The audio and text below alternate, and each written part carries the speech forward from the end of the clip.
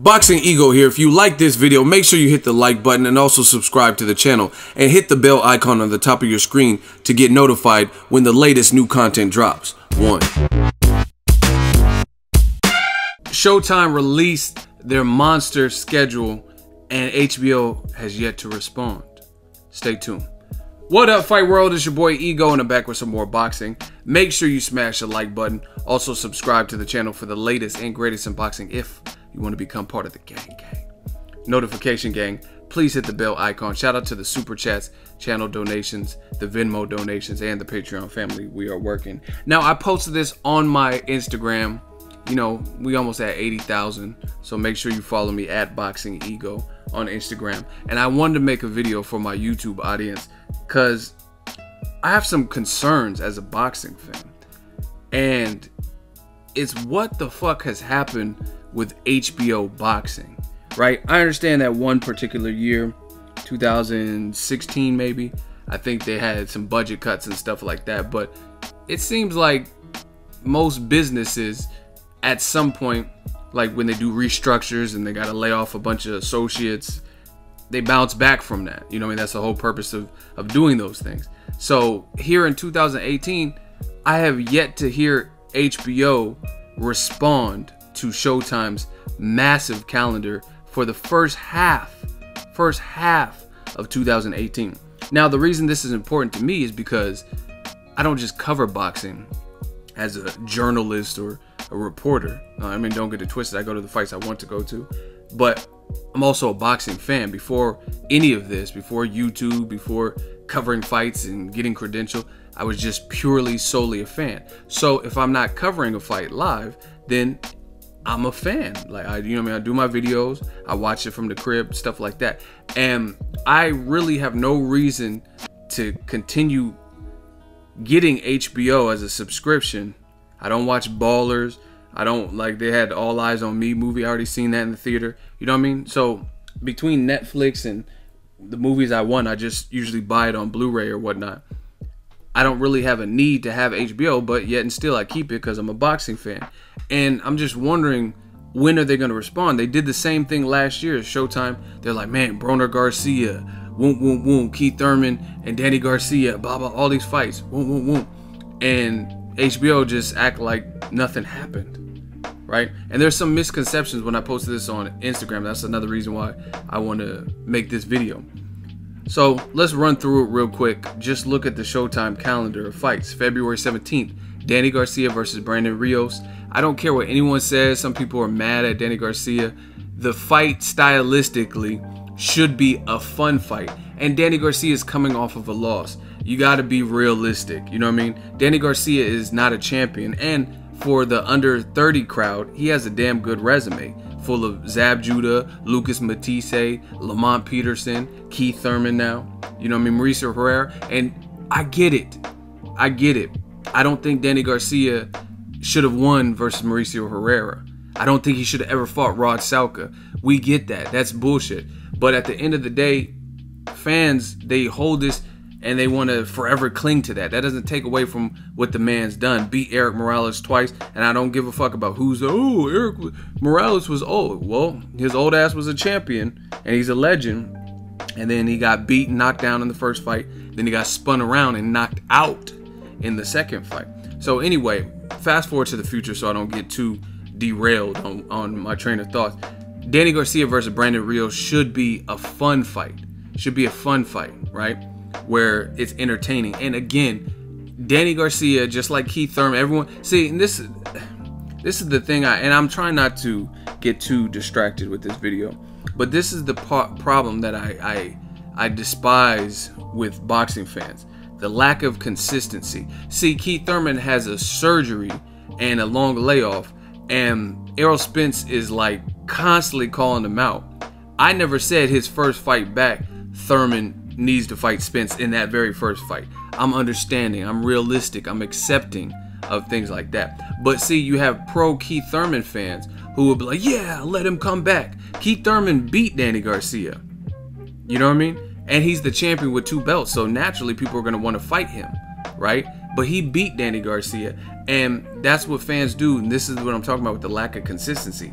If you're a Keith Thurman fan, you're okay ushering him back in slow. Oh, Jesse Vargas is too dangerous of a tune-up fight, so he'll probably fight someone less than a Jesse Vargas, and you're okay with that. But then you criticize Danny Garcia because he has this black cloud over his head because you hate him for whatever reason. Maybe because his dad is like loud at press conferences or said something to offend you, whatever the situation is. But that's not fair, and that's not realistic. Again, Danny Garcia lost to Keith Thurman. He has a blemish on his record, and he's coming back off the same layoff. Neither him or Thurman came back and fought. The only difference is Thurman had some type of surgery, but he also had a victory, whereas Danny Garcia had a loss. So me, I told you from the jump, and I'm not changing. I have no problem with the Brandon Rios fight. I don't, because it should be entertaining. And from that point, let's say he gets past Brandon Rios, yeah, now you should be looking to rematch against Keith Thurman, fight Errol Spence, which he said he was down to. I haven't made a video about that. Fight a Sean Porter. You know what I mean? Okay. Get, you know what I mean? Knock the cobwebs, if there are any, off, things like that. The undercard, David Benavidez, WBC champion, versus Ronald Gavril of TMT, part 2. It's a rematch. Some people may not have seen the first fight, but the first fight was really good. It was a tight, close fight, and it was definitely good action. The guys seem to have a grudge, so this should be overall a very good card. So that's just one date in Showtime PBC calendar for February. But then you look towards March 3rd, they have Deontay Wilder versus Luis Ortiz, which a lot of people thought was happening in November, and then it got compromised with the failed drug test. We all know what happened, but now we're still getting it. And the benefit of getting it now, waiting a little bit longer, is Luis Ortiz broke his long layoff and had a fight in December, and he knocked his man Daniel Martz out in like 2 rounds or something like that. So you can't say he's been inactive, because he at least got a chance to get a fight in before. Undercard, Jermall Charlo versus Hugo Centeno Jr. in an eliminator for the #1 spot with the WBC for basically the Canelo Triple G winner. That's just on March 3rd, right? Not to mention, you have fights with Carl Frampton and Nonito Donaire. And Carl Frampton, I believe, is advised by Al Heyman still. So that's kind of something just to consider. March 10th, the rescheduled Mikey Garcia, Sergey Lipinets, Rancis Bartholomew, Kirill Relic 2 on the card. April 7th, Edeslani Lara versus Jarrett Hurd. Should be a good fight. And see, between those two and Jermall Charlo, those are the top guys in the division, and they're all champions. So, you know what I mean? This will be a good fight to establish the who's who. Jermall Charlo already left. Demetrius Boo Boo Andrade already left the division, right? Canelo already left the division. So the remaining guys are Lara, Hurd, and Jermall. And this is going to be one fight and one step in the right direction to see who's the best at 154, right? And the winner, or at least Hurd, I've seen him be on record, said, I want to shut people up, fight Lara, and then we could fight Charlo next, Jermall. Same in April 21st, Adrian Broner versus Omar Figueroa. Gervonta Tank Davis is fighting someone, maybe Billy Dibb. Broner fight weeks are fun. You're always going to get some quotables and different stuff on the interviews and things like that. And the list keeps going. May 19th, Keith Thurman's going to return against someone. There's a split site telecast. That same night, Adonis Stevenson versus Badu Jack. This is, again, a who's who of the light heavyweight division. Not saying these two are the only good fighters, because there's a couple. You still got Sullivan Barrera, you got Dimitri Bivol, you got Daniil Vodstik, but Adonis Stevenson is the longest standing champion. You can't even say Kovalev, because he lost his belt and then got a belt back just recently through a vacancy. But you still got Kovalev and stuff. But definitely Stevenson, Badu Jack is a very good fight. A lot of people complain about, oh, Adonis Stevenson, Adonis Chickenson, he ain't fought nobody. You got to shut up now, because he's fighting somebody. Badu Jack is a legitimate threat, legitimate in size. He's had a very good run at super middleweight. He even has a win and became a champion at light heavyweight. He did relinquish that belt after he beat Nathan Cleverly for whatever reason, and now he's going after a title again. It's a very good fight, May 19th. June 9th, Leo Santa Cruz, Abner Matas 2, Staples Center, with Jermall Charlo on the undercard. I don't know who Charlo's facing, but the Staples Center's lit. LA needs more fights. I don't know why PBC's haven't been giving the West Coast, some Vegas, but definitely not California. We haven't been getting some of the bomb fights. But needless to say, that's a good fight. It's a good rematch. Also helps establish the featherweight division. Jermell Charlo, he knocked out mandatories basically last year, Charles Hatley and Erickson Lubin. So whoever he fights, even if he fights like not even a big name, I mean, he's deserving of that. He had a tough 2017 schedule, and he's a fun fighter to watch. Like he's clicking, being in that camp with Derek James and Errol Spence Jr. and things like that. He seems to be enjoying it. He's in shape, and he's putting on good performances. Speaking of Errol Spence Jr., you have June 16th, a Dallas most likely return of Errol Spence Jr., and he's going to probably fight a mandatory, Carlos Ocampo, somebody like that. And he just fought Lamont Peterson, another fighter who's fun to watch each and every time. I think he has like 10 knockouts in a row. Don't quote me on it if I'm not mistaken. So fast forward, that's just a preview of Showtime's calendar. And they still might get the Anthony Joshua versus Joseph Parker, which would be March 31st. I haven't heard any updates, so I can't. Don't quote me on it. I don't know if HBO will get it or what, but it's probably in the bidding war. But it's cracking on Showtime, and HBO has not responded, at least to my liking as a boxing fan.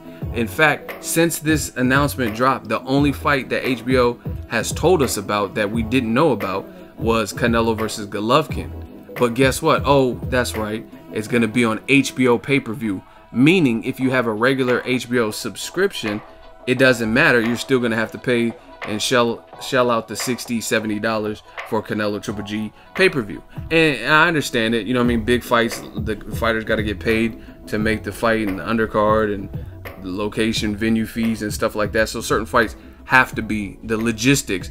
Like they wouldn't put Floyd Mayweather versus Conor McGregor on regular Showtime. So I get you're going to get some of them. But I'm telling you, man, the pay-per-view model is slowly dying, especially since you don't have that many courageous personalities in the sport of boxing that are guaranteed gonna sell, like Manny Pacquiao and the Floyd Mayweathers, Miguel Cotto when he was on pay-per-view with Antonio DeMarco, and I think maybe the Shane Mosley fight might have been pay-per-view, Zab Judah.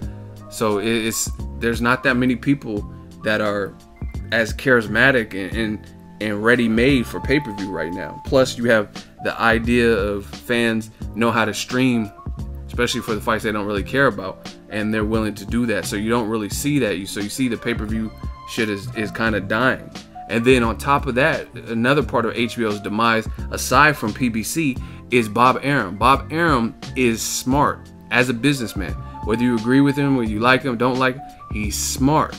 And he's seen that HBO, just like I told you, has been kind of a sinking ship, and they haven't really been doing their thing. Now, if you listen to it, Bob Arum has recently praised PBC, recently praised Showtime, recently praised Steven Espinoza of Showtime, who just got promoted, right? And he's been praising them in recent interviews, and he took his fighters to the ESPN, and he's also talked about making like Terrence Crawford versus some of the Al Heyman welterweights and stuff like that. So Bob Arum is no stranger to business, and he's not dumb when it comes to the business.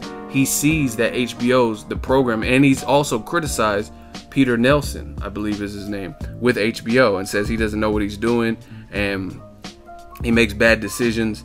He's not a true exec. And those aren't good signs. So Bob Arum, he took his whole stable from Gilberto Zurdo Ramirez, Oscar Valdez, Vasily Lomachenko, who's popular, and Terrence Crawford, Manny Pacquiao.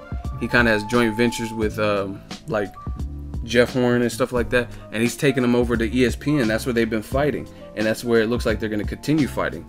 Gilberto Ramirez is going to fight on ESPN, right? You have Scott Quigg versus Oscar Valdez on ESPN. Terrence Crawford versus Jeff Horn, if it comes off in April, it's probably going to happen on ESPN. You know what I mean? So that's also adding to the HBO. And the worst part about it is HBO's not standing up, and they're not doing nothing about it. You know what I'm saying? That, okay, you could say HBO has the Superfly card, but I don't even think Roman Chocolatito Gonzalez is on that. You know what I mean? And then Inouye already dropped out. Like, not that he was in it, but he said he's moving out of the division. So that's another player. So the Superfly is not the same. It's not the same tournament like the first Superfly, because now they have people who aren't even in the super flyweight division who are fighting because they have to, you know what I mean, make some spots. So I mean, the fight with Juan Francisco El Gallo Estrada versus Rungvisai, that's a good fight, but it's not looking good. I mean, HBO had, you got to do something, baby. Like, I just don't understand their motivation and their vision as far as what they're trying to do with their boxing programming. You can't have one foot out, one foot in. Like, if you want to focus on The Rock and Ballers and TV shows, you know what I mean, True Blood type shows and all that, that's one thing. But if you're gonna be this staple of boxing, HBO was known for boxing. I'm talking about HBO 24/7. I think they probably got Emmys and shit for those shows, and now it's like they're falling off completely. And ESPN, you look at it, ESPN, they were known for either showing classic fights or showing like fights where fighters, their career was in shambles, and then they would go to ESPN to try to rebuild. Now ESPN is getting top quality, good fights. You know what I mean? Showtime is having better fights. And I seen some fans, listen, this is why channels, and I'm not trying to say this to gloat or brag, but why some of the channels don't succeed. Like, my channel continues to grow. I have this thing called YouTube Analytics. It gives me daily and monthly statistics, so I can see the growth, I can see dips, I can see declines, I can see increases and stuff like that. And one of the reasons I feel my channel continues to grow is because I'm keeping it real with the boxing fans, and I'm predicting what I see as I see it. You know what I mean? I'm not waiting till after it happens and then looking dumb. And that's what a lot of people did with this whole PBC. They never gave Premier Boxing Champs a fair shake. They never gave, it was always like HBO versus Showtime. And at the time, Showtime wasn't leading the pack, you know what I mean? And since Showtime was affiliated with PBC, it's like they wanted it to fail, and they told people it was gonna fail. And then now fast forward to the future, what a difference a couple years makes. Now PBC and Showtime are getting the better fights, and HBO seems to be struggling to get bigger fights. And now those same people who were bashing PBC and saying they're running out of money, they can't pay fighters, that Showtime's dead and HBO's way better, look at it. They look dumb in the end. And I told y'all last year, and we're gonna stay true to it. Tell the truth. Tell the truth. You gotta tell the truth. And as far as I'm concerned, Showtime has the better fights. ESPN has the better fights. And that's just what I see.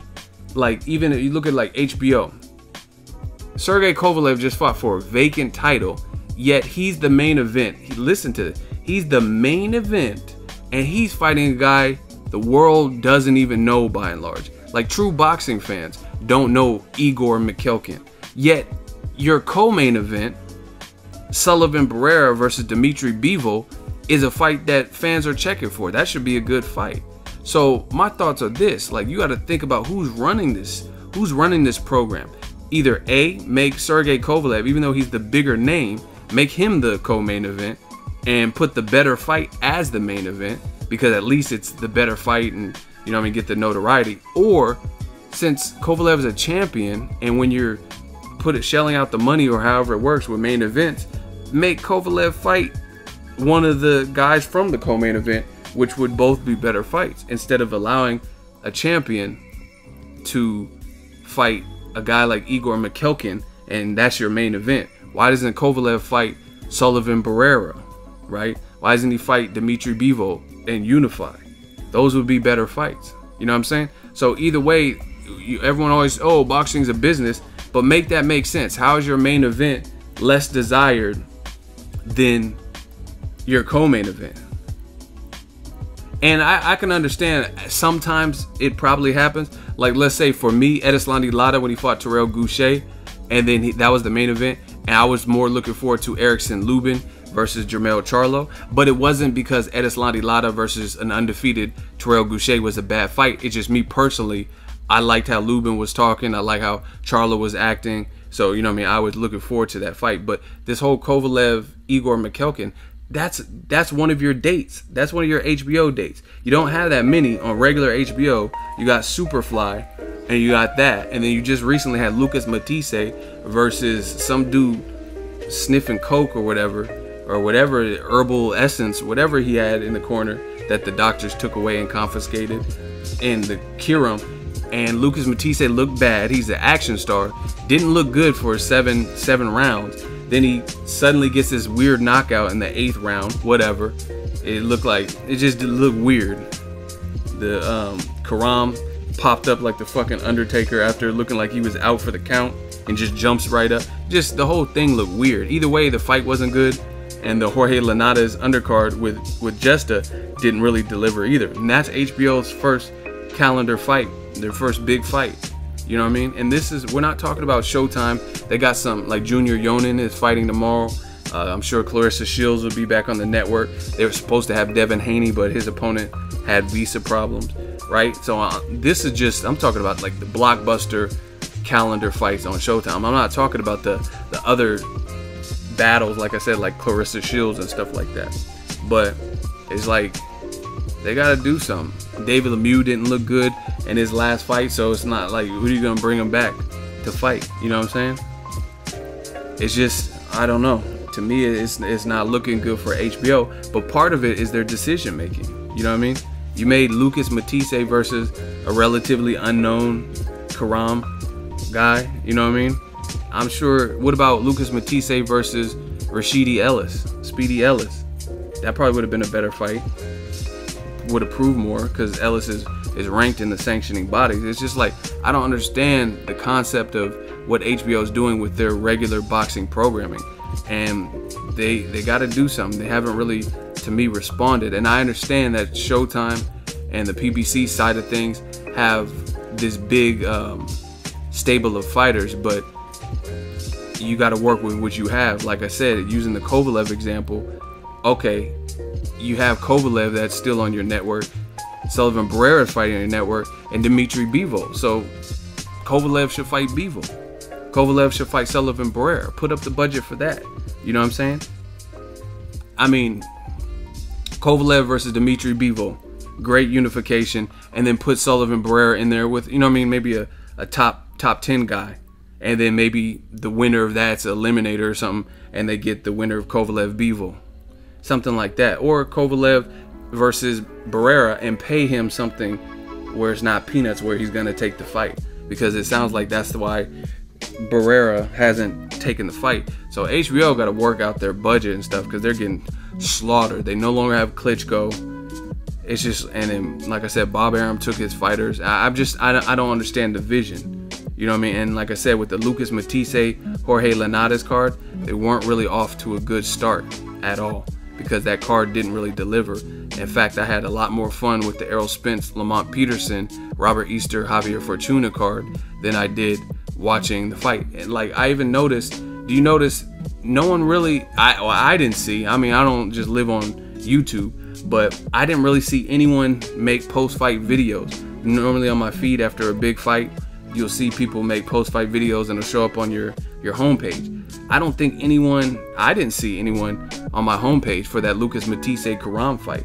I didn't really see anybody making post-fight videos. Maybe they did and I just didn't see it. So that goes to show you, because when Errol Spence fought Lamont Peterson, there were some goddamn post-fight videos and people talking about it and, oh man, Spence, man down, you know what I mean? But I didn't see, I'm not even joking, I didn't see one video on my feed. I didn't even do a video because I was just like, it was, I went and got something to eat and just went and watched Netflix, and I chilled and I watched both fights, but it just wasn't, to me, it wasn't worth it to even bump my gums and break down the fight. I just wasn't in the mood. You know what I mean? It didn't really do anything for me. So HBO has some soul searching to do as far as I'm concerned. I'm not bashing the network, saying they're horrible, saying they can't improve, but the Superfly and Sergey Kovalev versus Igor Mikhalkin, that's not really cutting it for your HBO subscribers who really have the network on their cable bill for boxing. And I know there's a lot of people like that. Like I said, the best fight they have going happens to be on pay-per-view, Canelo versus Golovkin 2. You know what I mean? So They got to do something. They're talking about Daniel Jacobs coming back in April, but I heard he couldn't get Spike O'Sullivan. Billy Joe Saunders doesn't want to fight him. You know what I mean? He can't fight Canelo or Golovkin because they're fighting next. So it's like Jamal Charlo already has his own fight. So most likely Jacobs is going to be, and that's my dude, but most likely Daniel Jacobs is going to be on HBO fighting somebody less ranked than a Gary Spike O'Sullivan. I heard he might fight Curtis Stevens, who I don't even think he's come back since he got knocked out by David Lemieux. And I heard he wanted to go to 154. So, I mean, it is what it is. HBO they got some work to do. Like, I mean, you got to have some type of budget. You know what I mean? Like, sort it out. See if you can get Demetrius Andrade. See, man, HBO, if you listening, come to Death Row. Holla at Ego. I have all my social media contacts, my email. I have ways to get in touch with me, and I'll help your boxing programming. I just thought of one right now.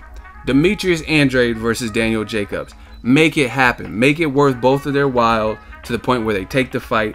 That's an excellent HBO main event, and then you can put some filler fights on there, Rashidi Ellis and somebody else, and then that's a good card. But most likely we're not going to get something that explosive. Like I said, it might be Daniel Jacobs versus Curtis Stevens. Like, what? You know what I mean? So HBO, like, you got to do something. You got to get back to what made you famous, because right now Showtime is murdering you. And you know it's bad when a competitor stops competing. Meaning, like, most competitors go tit for tat. Even on YouTube. Like, if a channel's doing well or whatever and putting out several videos, then you'll see the other channels step up their game and put up more videos. But when people stop competing and stop trying, that's how you know when they're getting lapped. And that's what we're really seeing from HBO. This is the second time, at least, that HBO heard about Showtime's massive calendar drop of all these fights, and they failed to respond. Like I said, I haven't heard of one single solitary fight that has been announced by HBO since the Showtime announcement that's on regular HBO. The only fight that I heard about was the Canelo Golovkin. I just heard about that. I mean, news just came out. But again, it doesn't matter because it's not on regular HBO. It's on pay-per-view. I'm talking about a regular HBO fight. Like, what are they gonna do? How are you gonna respond? Let me know what you guys think.